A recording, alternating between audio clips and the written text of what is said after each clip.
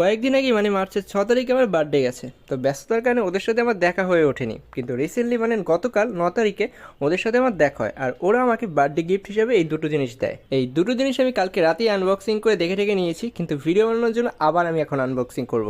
তো প্রথমে এটা খোলা যাক। এটি হলো একটি পাওয়ার ব্যাংক, যেটি শাওমি কোম্পানির এবং 10,000 এমপিয়ারের ব্যাটারি আছে, যেটা দিয়ে আমি একসাথে 3টে জিনিস চার্জ দিতে পারবো। কিন্তু আমার কাছে আছে এই দুটো জিনিস, একটি স্মার্ট ওয়াচ আর একটি ফোন।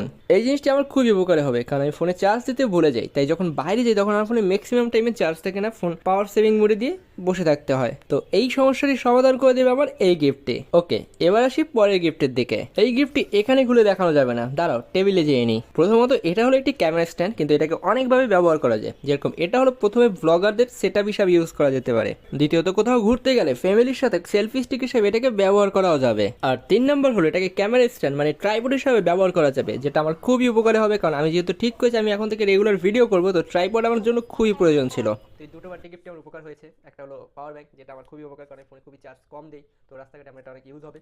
আর দ্বিতীয়ত হলো আমার স্ট্যান্ড, যেটাতে এখন ফোন লেগে আছে, তো এটাও ভিডিও করতে অনেক উপকার হবে। তো ভিডিও করার সব কিছুই আছে আমার কাছে, স্ট্যান্ডও আছে, মাইকও আছে, শুধু ভিডিওটা বানাতে হবে। তো দেখা হচ্ছে পরে ভিডিওতে, মন দিয়ে ভিডিও বানানো হবে।